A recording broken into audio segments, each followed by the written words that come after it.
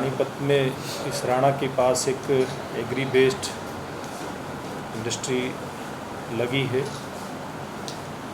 इसमें उसके कई तरह के प्रोडक्ट बनाए जाएंगे, खास करके पराली से। उससे जो हमारी किसानों की समस्या है उसका समाधान करने में काफ़ी हद तक मदद मिलेगी। एक शुरुआत और भविष्य में सरकार भी इस तरह के काम के लिए प्रोत्साहन दे रही है और इंडिविजुअल और कंपनी काफ़ी सारे इस प्रकार के लोग इस क्षेत्र के अंदर आ रहे हैं। तो उस मौके पर आज मैं पानीपत के अंदर आया हूँ। और अगर वर्तमान समय जो है उसकी हम बात करें तो पूरे हरियाणा प्रदेश के अंदर जो कुछ दिन पूर्व केंद्र सरकार कृषि क्षेत्र में 3 अध्यादेश लेकर के आई, उन्होंने कानून का बिल का रूप लिया है। आज हरियाणा के भी और देश के कई हिस्सों में इसके ऊपर चर्चा जारी है। कोई पक्ष की बात करता है, कुछ संगठन विरोध की बात करते हैं। तो मैं आपके माध्यम से एक बात ये कहना चाहूँगा कि भारतीय जनता पार्टी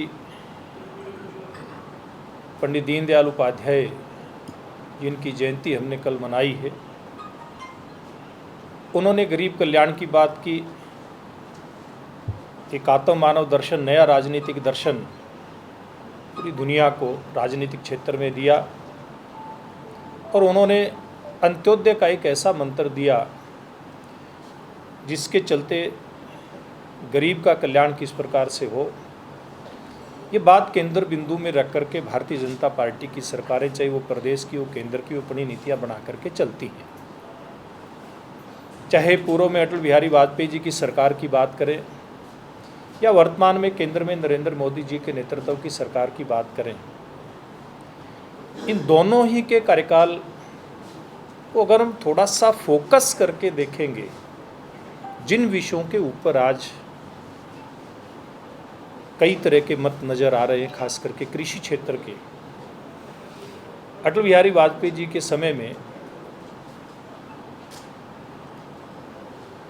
चाहे किसान क्रेडिट कार्ड बना करके किसान को जो ज़्यादा ब्याज देना पड़ता था मंडी में, उससे छुटकारा दिलवाने की बात हो, या हरियाणा पंजाब को छोड़ दें, अगर देश के बड़े हिस्से में नहरों को जोड़ करके किसान के खेत को पानी देने की बात हो, जिसमें मध्य प्रदेश, गुजरात और देश के कई बड़े हिस्सों में इसका बहुत बड़ा फ़ायदा उस समय सरकारों ने लिया था।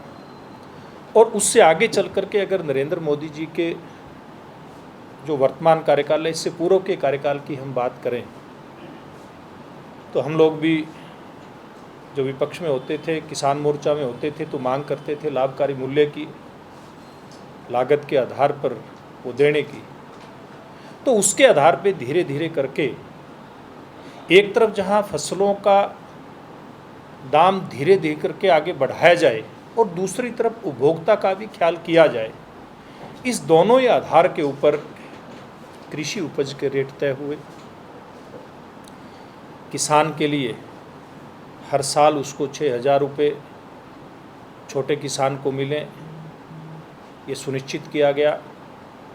हरियाणा प्रदेश में भी केंद्र सरकार के साथ साथ हमारी मुख्यमंत्री मनोहर लाल जी के नेतृत्व में सरकार ने इतनी ही राशि अलग से देने का काम हरियाणा प्रदेश के अंदर किया। हमारे हरियाणा के किसान की अगर फसल खराब हुई तो पीछे के जितने कार्यकाल रहे, हम 4-5 कार्यकाल की अगर बात उठा करके देख लें, उसमें ज़्यादातर सरकारों के कार्यकाल आ जाते हैं भारतीय जनता पार्टी के अलावा भी।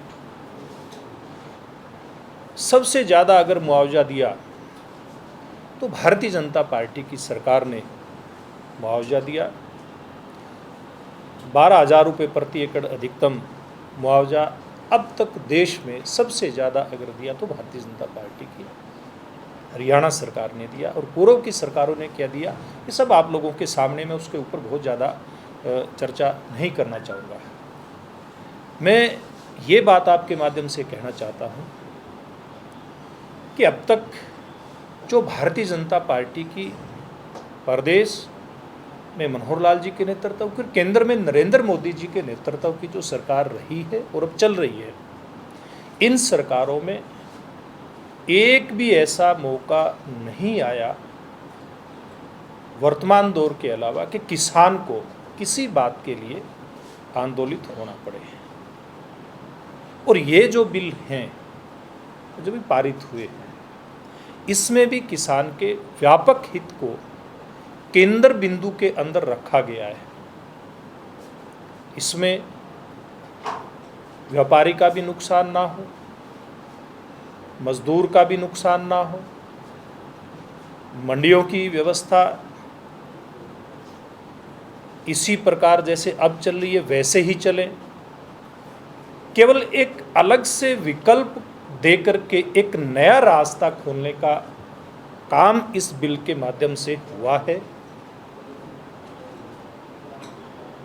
तो पूर्व के रिकॉर्ड के आधार पे मैं आपके माध्यम से किसान और हमारे जो व्यापारी भाई हैं जिनके मन में कुछ पर शंकाएं हैं, उनसे आग्रह करना चाहूँगा कि विश्वास करें देश के प्रधानमंत्री पर, हरियाणा के मुख्यमंत्री पर।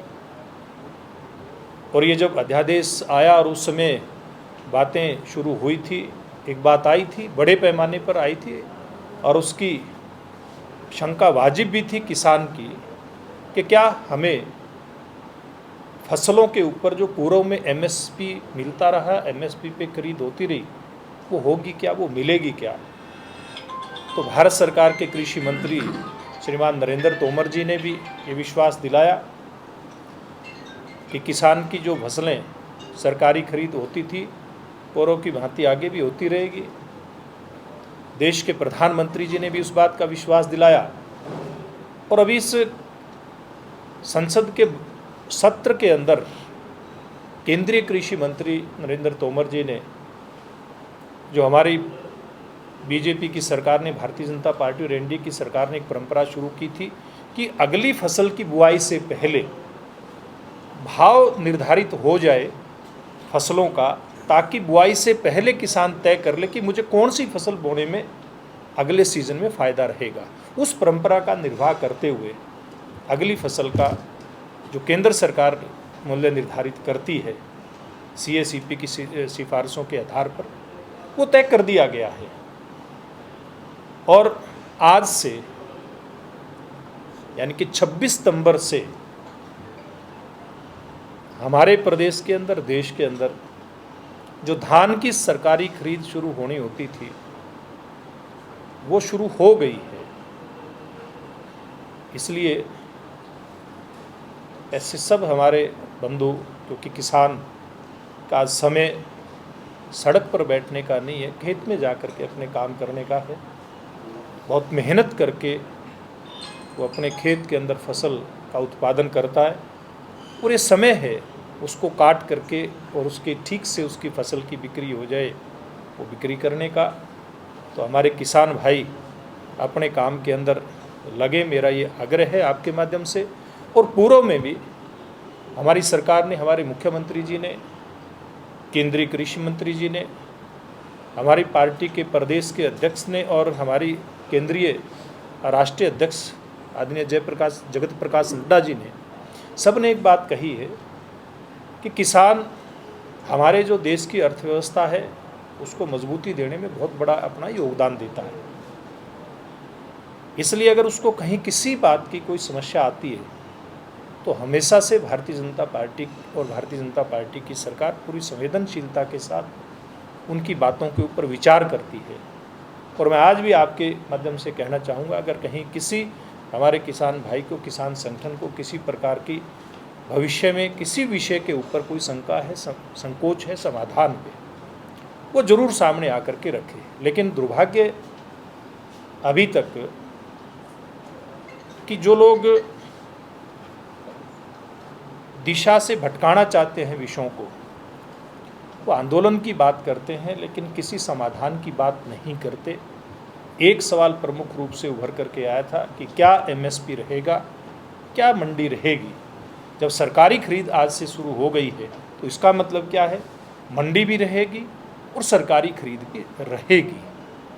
केवल ये एक विषय आया था अभी तक जो एक बड़ा एक बिंदु था इस आंदोलन में, लेकिन और कोई ऐसा अभी तक कोई कंक्रीट इस प्रकार का सुझाव किसी भी किसान संगठन की तरफ से नहीं आया कि बेहतरी के लिए, किसान और व्यापारी और मंडी की बेहतरी के लिए और क्या किया जा सकता है। अगर वो आएगा तो हमारी पार्टी की सरकारें उस बात पर जरूर विचार करेंगी। और क्योंकि आज़ादी के बाद से लगातार अब तक किसान की खेती के उत्पादन की बात करें, उत्पादन के तौर तरीक़ों की बात करें या फसल के बिक्री के तौर तरीक़ों की बात करें, परंपरागत तरीके से ही हम लोग आगे बढ़ते रहे हैं। सरकारें भी उसी तरीके पर आगे बढ़ते रही हैं, किसान भी उसी पैटर्न पर उसी तरीके पर आगे बढ़ते रहे हैं। और हमारे जैसे राजनीतिक दल और संगठनों के साथ साथ अन्य किसान संगठन भी जो किसानों के मुद्दों को समय समय पर उठाते रहते हैं, वो भी जब आंदोलन करते थे इस बात को कहते थे कि किसान को उसकी फसल को अपनी मर्जी से बेचने के रास्ते भी खुलने चाहिए।